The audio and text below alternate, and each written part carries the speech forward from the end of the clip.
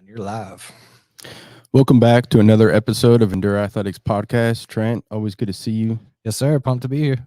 Thank you very much. Yeah. Today, our guest is Art Kelly. Art Kelly and I met, and was it 6 years ago? Yeah. Well, yeah, it was. It was right as you were starting. Yeah, yeah. Mhm. So Right as I was starting. yeah, how the journeys gosh, meshed. man. Yeah. But it's super excited to have you here today. I appreciate you being on. I appreciate your friendship throughout all the years. I appreciate your guidance, and your text throughout the years. Hey man, hang in there. All those different things, man. It's actually been pretty cool. So, Dude, the feeling is mutual, and I just have really been, just as a brother from another mother, another bald brother from another mother. Watching what God's been doing with you and your family and the ministry you're doing, dude. Like, I mean, it's so amazing just to see how He continues to carry you guys through and help you through that journey. Absolutely, absolutely. Man. So let's just dive in.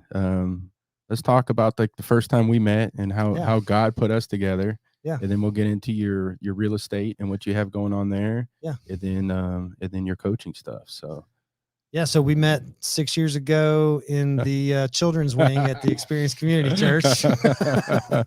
I was telling somebody about you just the other day. I said, I was asking if they knew who you were, and I was like, the first time I met Joel, man. I mean, I just, for some random reason, I asked you how you were doing. Yeah. Yeah, and we didn't even know each other. I was just like, it's another bald dude. Trent, I in lost the kids' it. wing with like 4 kids. When he asked me that, I just bald, man. It was just so I just gave him a big old hug.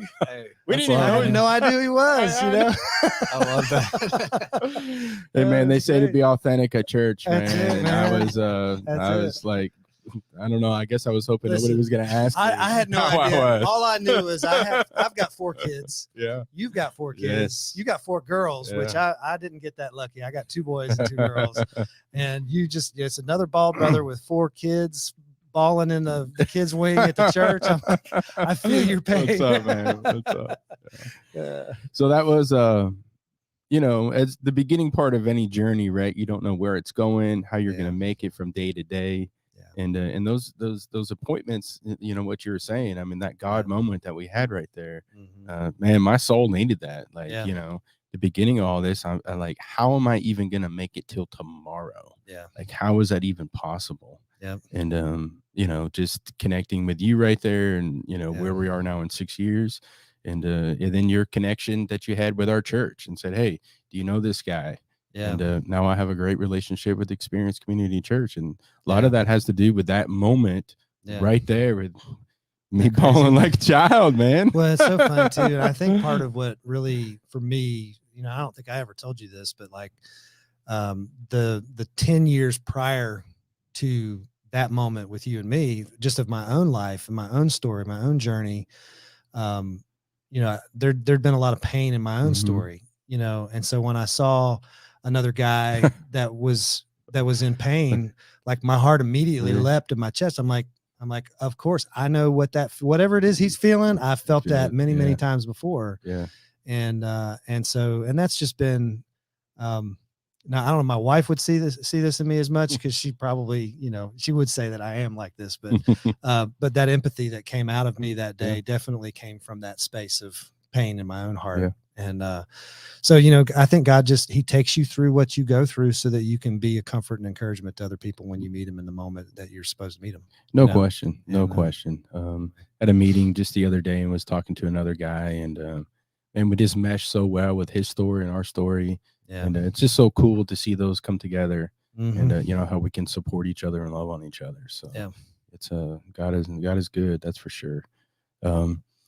So right through that, I think that's pretty close to where you got into the real estate business. Is that right? As an agent? Yeah, that was about the time. It was around. You took a leap of faith in that, right? Yeah. So I had been working. I was a jack of all trades, master of none. My background was ministry. Yeah. 20 years ago. Yeah. I was a youth pastor here in Murfreesboro. Yeah. And God had to take me out of the church staff world to teach me how to do ministry. That's what I tell people all the time. And So I mean, I just did whatever I had to make ends meet, take care of the family. You know, I worked in Nissan for about 5 years on the night shift. I was a bread truck delivery driver. I was a roofing contractor. When you met me, I was working in the school system here in Murfreesboro as an educational assistant. Yes. Making like $1,000 a month. Yes. And, still more than I was. And I'm like, thank God. The tears. That's right. And my wife's a photographer. She's been self-employed as a photographer. So, you know, with 4 kids, you can imagine both of us, me making barely enough to get by, and her, you know, just trying to support us with her business.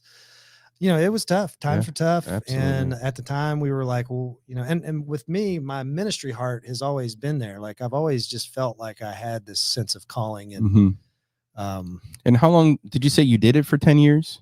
No, I did it. So I was 21 years old when I graduated college, got married right after that, and took my first youth pastor job right after that. I was there for 4 months. I was up in West Virginia. It was a nightmare. And then about a year later, I came down to Tennessee, to Murfreesboro. Never heard of Murfreesboro before, and served in a church here for about a year and a half.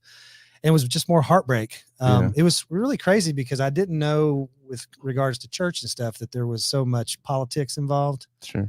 And so my church pain came from people not giving me a chance. Yeah. You know, and me being young and green and not knowing what the heck I was doing. Sure. Right. Sure. And so no, I didn't. My dream was to be 10 years, 20 years as a youth pastor somewhere. And that didn't get to happen. And for a long time, I looked for that. And I thought, well, that's where I'm supposed to be. And it took me forever to get out of my mind that I had to be a guy sitting on a staff in an office planning events for teenagers to be able to do ministry. Like, it was, I was so pigeonholed in my mind and my thinking that that's how it had to look, that I never even considered that maybe doing something else occupationally, vocationally, could still count. Absolutely. And be ministry. And since that time, I've just come to realize, through all the jobs that I've held, all the different people I've met, I've probably done more ministry as a real estate agent, as a bread truck delivery guy, as a guy standing on the line at the night shift, you know, at Nissan. I've done more ministry, having conversations and loving on people and praying for folks and encouraging folks where they're at through my lifetime in one-on-one conversations than I ever did standing in front of 1,000 people. You know, and which I think that matters more anyway, because it's more relational. And that's the key, right? And I'm just always, through everything that you're saying, I'm just reminding, like, we are the church. Like, you know, when we go out, we are the church. We represent the church. That we don't have to be in a church. That's right. You know what I mean? As far as that goes, I do believe in, like, congregation and getting together and things. We need our spiritual family. Absolutely. You know? But when we go out here, you know, and it took me, people used to call Endure a ministry. And at the beginning of it, like, I'm not ministering, man. What are these people talking about, man? I feel like there's even more pressure, right? Like, wait a second, man. Man. We're just a non-profit, right? Well, we're ministry. Everything is ministry. Right. This is ministry. Do you know what I mean? Like, I think that's a word we kind of overuse in the Christian world.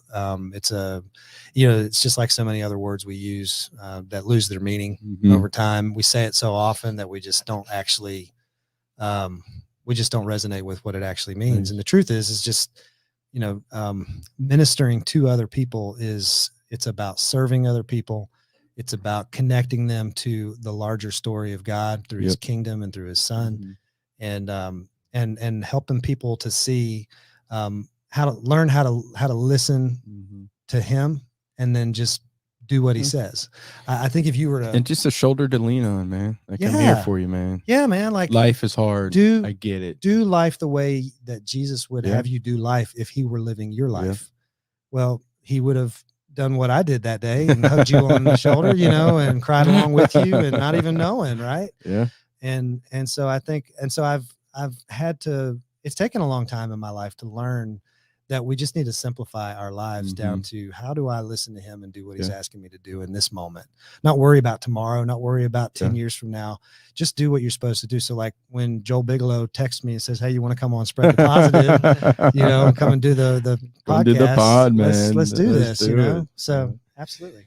So what got you into real estate? With all that said, and kind of what that looked like and Hmm. the beginning of all that? Was there struggles? Was it easy? Did you go out there and immediately kill it, or? No. Oh, it's not easy. Not easy. All right. For a long time, I wanted to plant a church. Okay. That was what I thought it just because my mindset was in there and was thinking that that's how I was supposed to do what God had led me to do in this life. And I started asking different questions to the Lord and to my family, like what could I do that would provide for my family, that some of my pain from past ministry experiences, I didn't want my money, my family's living tied into a ministry because I felt like pigeonholed to like, if things fall south here again, because I got fired from my first 2 church jobs, do I really want my money tied to this, And so I kind of really was like, no, I don't want to do that. So I just want to do something that I can have the freedom to volunteer and be a part of stuff, but not my money and my family's livelihood be tied to it. Sure. I don't know if that's right or wrong. Yeah. That's just my story. Yeah. Do you know what I mean? Yeah. And so that was some of my motivation for getting into business for myself. And then I was thinking, well, because that's what it is, right? I mean, a real estate agent, that's you're on your own business. Yeah, it is. That's it. I'm self-employed. Absolutely. 1099. Yeah. So, all commission. We love those forms, man. You don't throw them out, do you? Don't throw them out. No, not at all. Trent, do you throw them out? I probably shouldn't, but I probably do. But yeah, like I got into real estate because I was going, God, I saw this town growing. Like Murfreesboro last year was like the #1 boom town in America or whatever. I saw this town growing. I saw the number of people coming in here, and I heard a lot of people complaining. Okay. Right. I heard a lot of Christian brothers and sisters complaining about all the people that were moving into this town. And I'm just going, well, I mean, if we're supposed to have a heart for folks that don't know the Lord or that don't have a connection with other good people in this town, what does having a negative attitude about all these people moving into our town really, whose agenda does that really serve? Sure. Yeah. And so I was like, what can I do to be on the front lines of welcoming people into this town and helping them to connect to people? I've been living here for 20 years, 15 years at the time. So I had a bunch of relationships with doctors, attorneys, plumbers, electricians, janitors, anybody, house cleaners, chiropractors, all that kind of stuff. And I was like, how can I leverage all of these relationships that I've been building for the last 15 years and all these other jobs I've been working? Yeah. And be able to connect new people to a home and a community of people and help. How can I vet all these people that I've been working with and make sure that they're going to treat my clients really well? And so that's what kind of motivated me to get into real estate. Cause I was like, okay, I can make a lot of money. I can serve a lot of people and I can get to know a lot, and I can leverage all the people I've been building relationships with to give them more business with all these new people that are moving into this town. And so that made a lot of sense to me. But I had no idea how to start my own business. I didn't realize, I just thought that I could just go out and start selling houses. Yeah. And so, which I think a lot do. What's is there a failure rate of how many new people come in and not make it to X amount of years for this, that, or the other? I don't know what the percentage it is, but it's a big percentage. It's like a large, I'd say if you make it 5 years in any small business, whether it's real estate or anything else, like you're ahead of the curve in business or nonprofit. Hey, we're at the 5-year mark, so we're still hanging on, but I don't know what the percentages are with real estate agents, but there's a lot that don't realize that, it is your own business and you're independent. It is. And I mean, people get into real estate because they see the big commissions. That's really what it comes. I mean, a lot of folks do, and I did. I was looking for financial freedom. I was looking for ways to be able to provide for my family and have more than we've ever had in my life. Yeah. And this last year was a great year, and I was able to take my family to Disney World for the first time in 20 years. Congratulations. And that's a daggum expensive trip. It is. But I'm not there yet. That's all right. Maybe we'll go together next time, but like those kinds of, so I had some dreams for my family, things that I want to do with my kids and my wife. And, but then I also, I just didn't know what I had in my hands with the real estate business. And I'd heard some preacher say this a while back. It was a story of like, remember Moses and the rod that turned into a serpent, right? Yeah.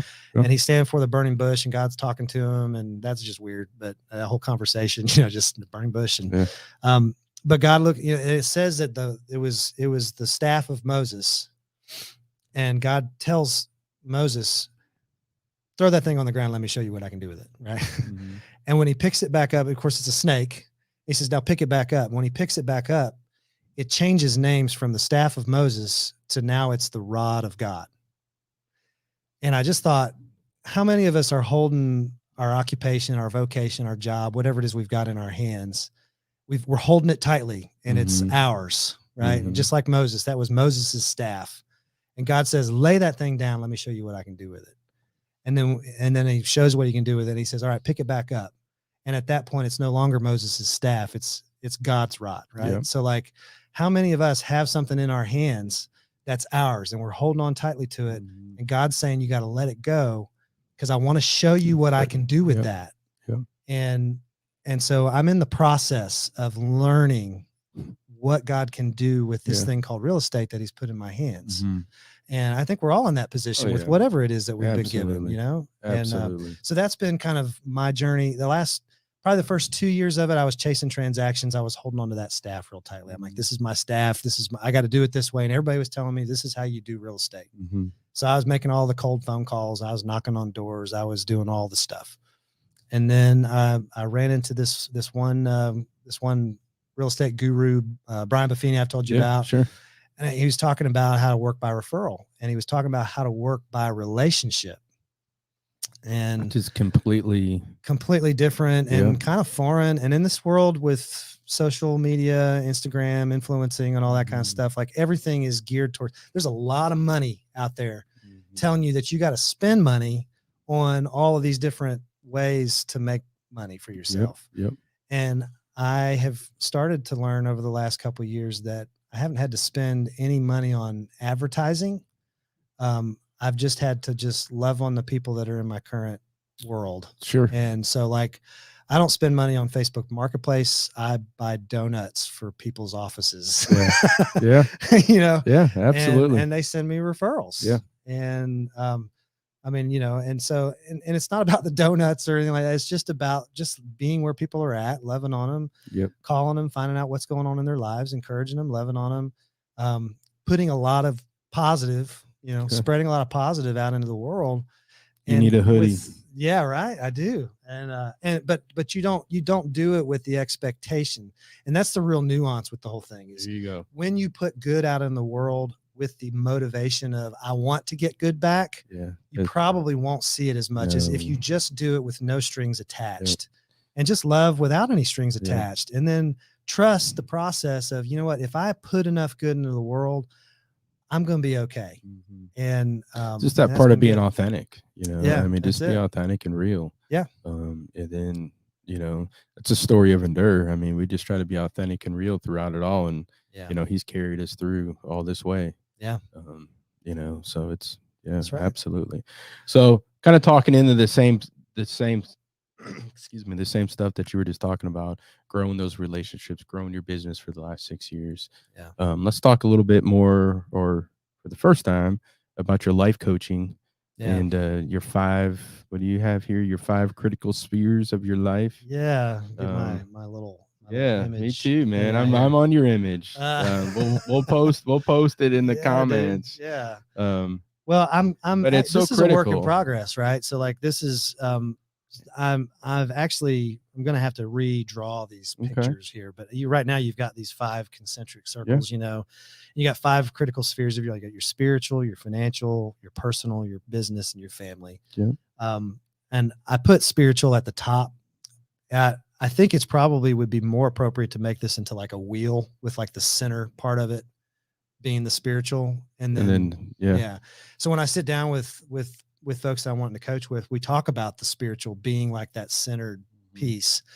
And I liken it to like if you've ever done throwing on a potter's wheel, don't know if you're familiar with, like how a potter makes pots on from Ghost, not man. pots. From Ghost, just from Ghost. Yeah, that's right. That's right. Exactly. Trent, you ever seen Ghost? Yes. What a great song. What a great song. I thought about singing it, but I'm not going to. But basically, what a potter does when he's working with clay on his wheel to be able to make a pot, he's got this wheel that's turning, Yep. and he takes this piece of lump of clay and he sticks it right on the middle of the wheel, and then he applies. There's water and pressure, Mm-hmm. and the first goal of the potter is always to center the clay on the wheel.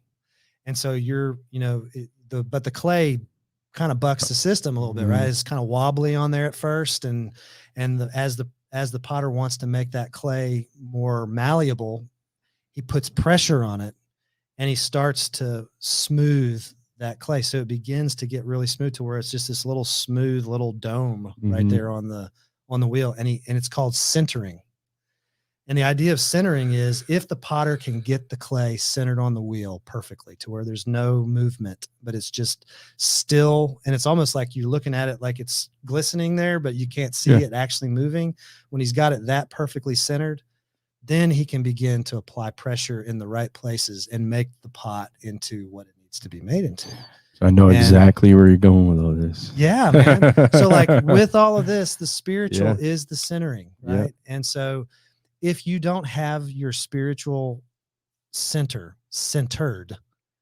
then it doesn't matter how much you try to fix your personal, your financial, your business, your family, because your spiritual is where everything else flows out of. And so many people are like, well, I'm not really religious. Really? Like we all kind of have to ask that question. Like, have you never had an experience where you've never had a religious experience at all? No, I'm not religious. Have you never had that moment where you watch the sunrise and you're out in the woods and something just clicks in your spirit? Or, oh yeah, I've had one of those, well, then you've had religious experiences, We're all spiritual. There's not a single one of us. It's not got some kind of spiritual experience in our lives. And so, everything flows out of that spiritual center. And so I think that when I'm life coaching, when I'm talking with people about how to get their life kind of centered and balanced, that's the start. That's the beginning. And so I think that's a really powerful place to begin. I do. I love it. I love the potter's wheel too. I mean, because it's so true. That pressure and being centered and all that stuff. So then you go from spiritual.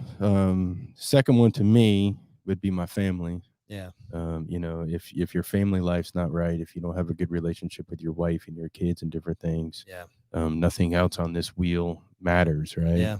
I mean, that's what we're all here for. That's true. Why do what we do if we're just going to come home and be bears and be hated? That's right. Right. That's right. That's making sense to me. Well, and it's all about relationships, right? Yeah. Like everything centers around every single one of these areas has to do with relationships.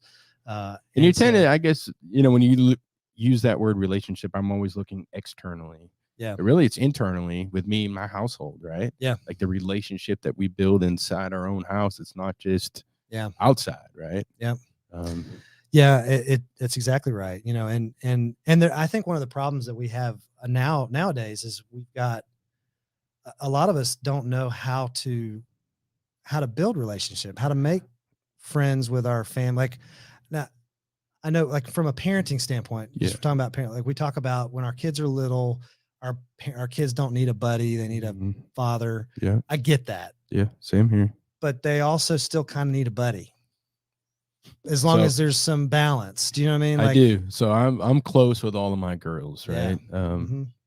As long as my high schooler, 2 middle schoolers, and elementary school daughters all want me to take them to school. I take them to school every morning. Right. Sometimes we don't even talk. There's nothing to do with that. Whatever. Silent drive all the way there. Right. And hey, I have a good day. And really, it's that relation, even though with that unspoken relationship right there. But I can tell you, there's times that because we do have a relationship, that they're like, oh, you just don't like me anymore, or this, that, and the other. I'm like, look, I'm not here to be your friend. Like, I'm going to tell you the hard truth. And like, that's not my job as a father is not to be your friend. That's right. I'm to guide you and lead you into the right direction. That's exactly right. You know, but we can go outside and play catch and hang out. Yeah. You know what I mean? That's right. And you want to get some ice cream? That's cool. You know, but well, and it's interesting as your kids get older. You know, my oldest is now 19, my youngest is 11, and all right. And so we're in kind of both phases with the kids, like where there's the parenting is up till they're about 11, 12, 13. And then things start to shift with your relationship with your kids to where as they get older, it becomes more of a respectful relationship that's friendship oriented. And as they move past those years of 18, 19, and 20, it's going to be more like, okay, you know, have we brought them through this journey to where they're actually functioning adults in society? I heard Andy Andrews, I don't know if you ever heard of him or not, but you can look his name up, the 7 Decisions and the Traveler's Gift and all this kind of stuff. But he was talking about parenting and what is the goal of parenting. And they had done this survey, and they basically found out that most parents thought the goal was just to keep their kids sane and themselves sane, you know, keep their kids behaved all the time. So the number one question for parents was, how do I get my kid to shut up whenever he's crying in the backseat of the car? Right? Like, how do I get my kid to be disciplined? He said, that's the wrong question. He said, because that's thinking about right now. That's not thinking about 10 years from now. That's thinking about what I need as a parent right now in this moment. He said, the goal of parenting is not even to raise great kids. How many of us have people compliment our kids and we're like, oh, you're great. You have great kids. And that's cool. But I don't want my kids just to grow up to be great kids of Art Kelly. I want my kids to be great adults. So the goal of parenting is to grow good kids who become great adults, who can actually function in society and go out and do something and create the future and contribute into society in a wholesome and whole way. And so as far as family goes, in this particular these spheres of life, your family is so important because they're the ones who see, you teach so much to your kids without ever even saying a word. It's more caught than taught. So they're watching you, they're modeling their lives after you. And so when they see that you are focused more on work than on family, if you're focused more on finances than you are on spiritual, they know, they can see that. And listen, the truth is that you're not going to get it right. Like, that's one of the greatest things about all of this stuff. Like, it's fun. We talk to people and there are all these experts, they've written books and all this stuff. It's like, oh, they've got this whole thing on lockdown. And the truth is, man, like we're all going to jack this up. All of our parents jacked us up. We're going to do the same thing to our kids.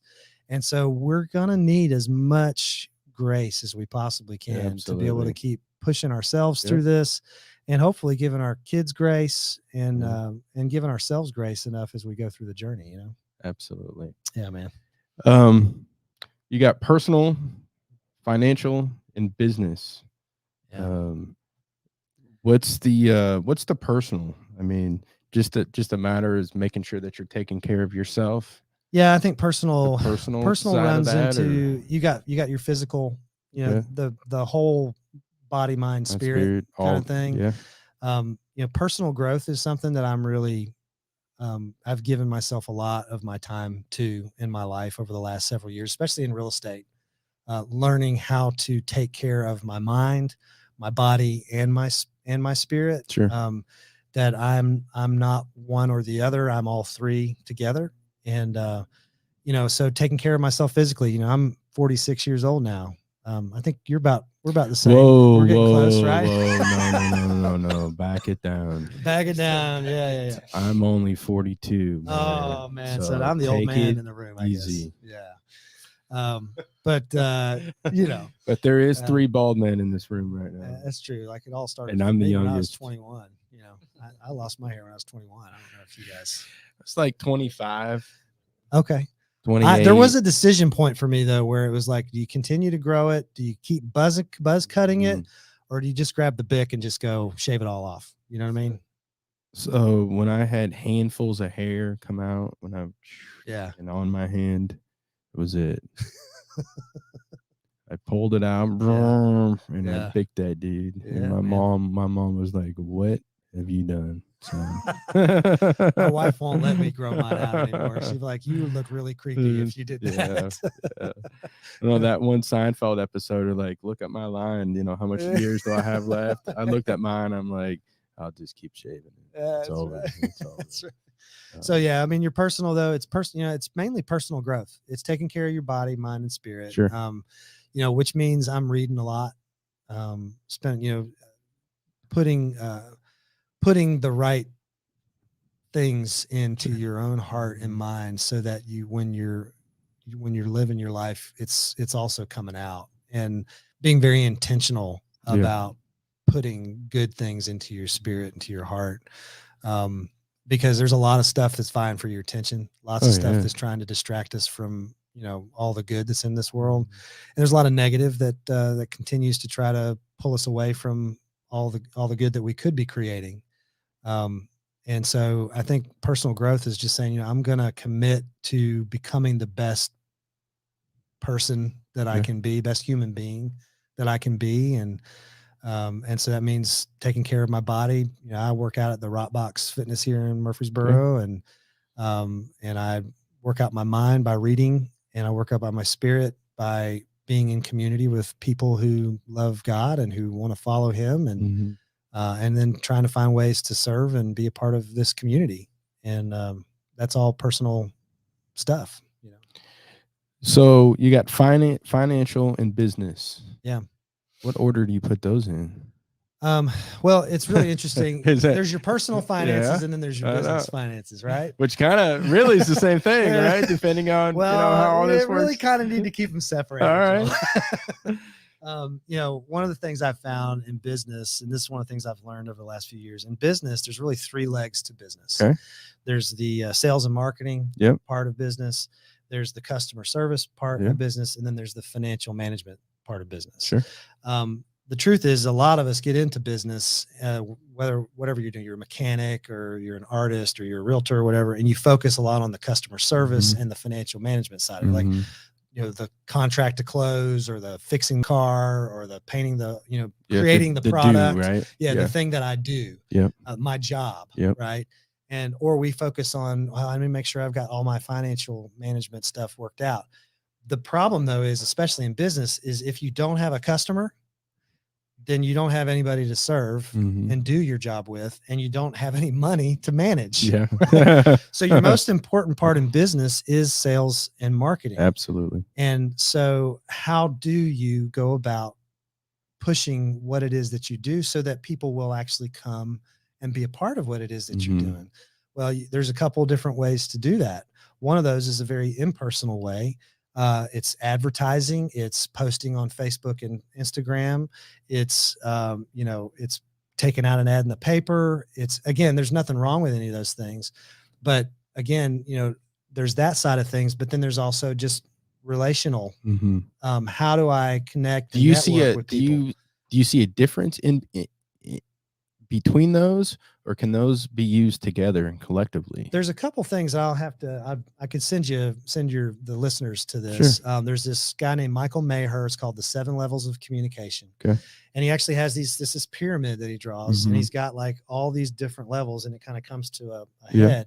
At the very top is the best form of communication, and the very bottom is not the worst, but the least personal. Okay. So like the bottom level is like newsletters and like paying billboards and TV advertisements and stuff. Yeah, that's right. But then like the better kinds are like, the very top is one-on-one, like what we're doing right now.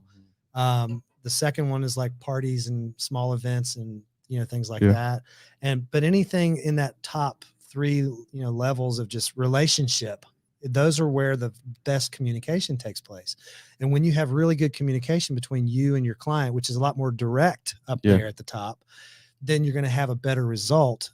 And so Andy Andrews also says that advertising is the price you pay for not being extraordinary. And I heard that a few years ago, and I realized it's true. You know, you spend a lot of money on trying to get people to hear your voice without actually going and talking to people. Yeah. you're probably not going to get as much of a response. But if you go in there and start building relationships with people and being in the mix with actual other people, like physical FaceTime, not just, I mean, this is good. This has been helpful, and there's a lot of benefits to this, but like actually face to face, you know, sitting at coffee shops and being at events and parties and stuff like that. I'm going to rope Trent in with this one. Okay. I think, tell me if I'm wrong. Is that not have you grown, spread the positive, is doing exactly that, the face to face, the one-on-ones, the meeting people right here locally in town. Definitely. And asking them to sit down and record a conversation. So not even just having that, right? Yeah, but like documenting it. Yeah. That's definitely been the biggest way to get the word out for sure. Yeah. Done that for what, 4 years now? That's what I was just going to ask you. Yeah. Talking to anybody that's doing some cool stuff and kind of fits the mold, and it's been fun. It's been a journey, and some of the conversations are timeless. You know, I still go back and listen to, you know, conversations with Ronnie Martin and you know, these people that I look up to and have learned a lot from. So, I couldn't agree more with that whole concept. Yeah, good deal. Yeah, man. I put it on my business card. Actually, whenever people get my business card, it says realtor and business coach on there, but the first word is friend maker. Yeah. I like that. Yeah. And I just tell people that's what I do for a living. I make friends professionally. And every once in a while, one of my friends either asks me to help them buy or sell a home, or they send one of their friends or their family members to me and refer business to me. And I make friends with people, and I just keep making friends. And so, like, for me, the mantra is not like he who dies with the most toys wins, but he who dies with the most friends wins, you know? And so the game for me, if you can call it a game, I don't really see it as a game, but the idea, the goal for me is, how do I build as many relationships? Like, how do I not go a mile wide and an inch deep with everybody, but how do I go a mile deep and an inch wide with the how do I pick the relationships that I really want to be in so that I can go deep with those people? And so my business comes from this base of the few that I've chosen to really kind of focus my time and my effort on. And so I continue it's compounding in my business now. And so my business has actually seen a doubling every year since I started doing this whole focus on relationships rather than transactions. And so, which excites me more than anything else now, because now I'm realizing, oh crap, I'm going to have too much to do. I'm going to need to bring more people on my team. And which I did. I started a team just a couple months ago. And right now it's just me and just one other agent that's working with me, Maria. And so I'm working on teaching other people how to do this in their business. And I'm taking on coaching clients as well, people that are either in business or just doing life, that just are looking for just some kind of plan for how to get from here to there.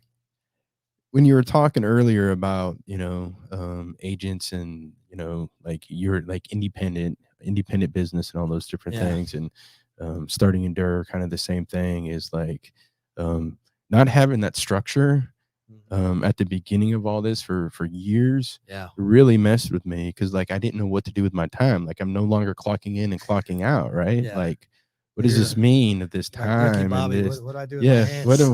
Where am I? What am I doing? Where am I at? Like, and you can just spin around and spin around and spin around, and before you know it, you got nothing done. Not just one day, but now you're a week in and like, oh, I was supposed to do this. So having some type of a structure, I think is really, really, really important, not only to beginners, but we all need it as we continue to go and grow, and be wiser with our time and what's more important. Mile or a mile this way, right? What does that look like? And I'm learning that too with Endure, and learning the the marketing strategy and the relationships. I mean, we're just like you guys. I mean, we're 100% relationship based, and I'm just trying to get in front of people and just thanking them for their support. Like I'm not here for an ask. I'm here to thank you, man. Like you believed in the mission and the vision of Endure, and just getting people to come on board to that, man, is just super awesome and super cool. So it's very rewarding to be able to be a part of something that's bigger than yourself, and invite other people to be in part of that. That's it. It's really powerful. So And I guess did we touch on the last one? Did we touch on financial? Did we do financial or business? So the financial side, like I said, I put them all together, man. Yeah. So yeah, because my business is going to help my financial, right? That's right. And then if my financials are jacked up, it's because my business was jacked up. Well, it's true. Like, and I'm a big fan. Like, I like Dave Ramsey and everything that he stands for, and of course he, from a business standpoint, I think that as you get further past and beyond just survival mode, sure. Because I think a lot of the folks at Dave Ramsey's audience are kind of in that phase of just trying to figure out how to handle their money, right? So like he's teaching people how to get survival, and then hopefully move a little past that part. Okay. Once you get past that part, actually have a little bit of money, you start going, okay, how do I actually take what I've got? And now I have some, right? I don't have to now pay all I've got these bills. something. Yeah. Like, how do I take what I've been given and be a better manager of it and steward it well and leave a legacy, you know? And so, but there's a lot of different things I would encourage folks to do as far as, just the baby steps with Dave Ramsey. All his baby steps are just save $1,000 and pay all your debts off and snowball those deeds. Yeah. All that kind of stuff. Yep. Super, super helpful. Mm-hmm. Basic. But then after that, probably sit down with a financial advisor, with a guy like Ronnie Martin or somebody else, and just sit down and have conversations with people who know a little more about it than you do. So you can, that's what's important too, is through everything you're saying on all these deals. I know what I have done is I reached out to older, wiser people that have been there and done it. That's it. Hey man, I'm struggling with this. I don't know what the heck I'm doing. Joel, I've been there. I've done that. Let me help you. Yeah. And those relationships that I've built has just been great. Yeah. I didn't even know what a nonprofit was. I know I've said that probably 100 times on this show, but it's true. Like I had no idea what all this entailed. Yeah. I had no idea I'd be the development director, all these different things. Yeah. And, well, the best place I think you can ever be at is when you are able to articulate the words to other people. I need your help. Yeah. If you can't do that, then you don't have any business doing any business. Yeah. Yep. I think you've got to be humble enough to be able to say to people, I can't do this without you. Mm-hmm.